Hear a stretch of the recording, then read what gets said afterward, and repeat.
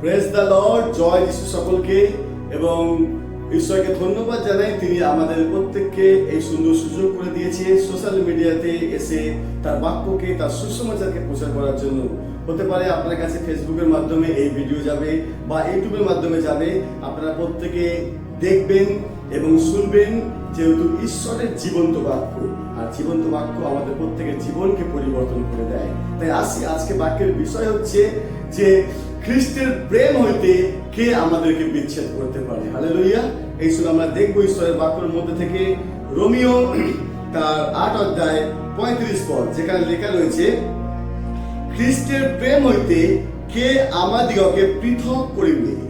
কি ক্লেশ, কি সংকট, কি তাড়না, কি দুর্ভিক্ষ, কি উলঙ্গতা, কি প্রাণ সংশয়, কি খড়গ?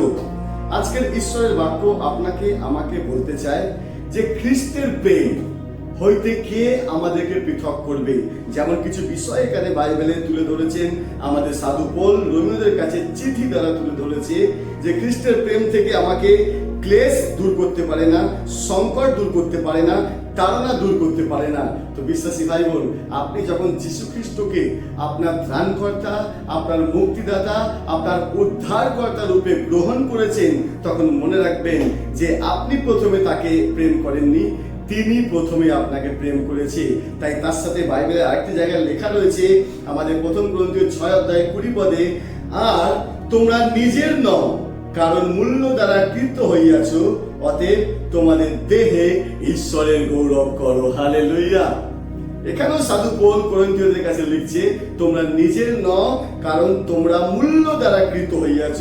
আর যখন তোমরা কৃত হইয়াছ, তোমাদের কিনে নিয়েছেন কে? যীশু খ্রিস্ট।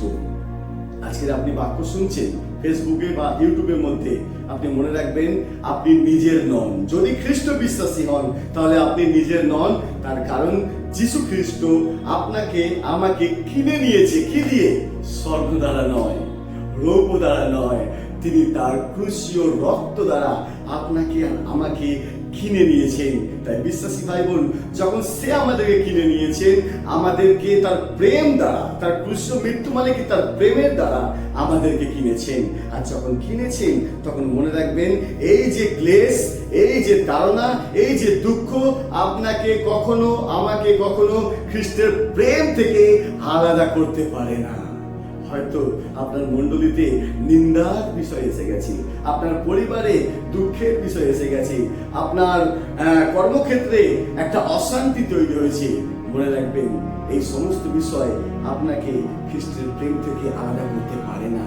কেননা আপনি জানেন, যা কিছু হয়ে যাক না কেন, আমি খ্রিস্টের সাথে থাকবো। Hallelujah, praise the Lord. আজকের বাক্য শুনে আপনি শ্রোতা হবেন না, এই বাক্যকে বারবার শুনুন, নিজের বাইবেলকে খুলুন আর দেখুন প্রভু আপনাকে কি বলতে চায়। প্রেজ দ্য লর্ড, জয় যিশু। Thank you.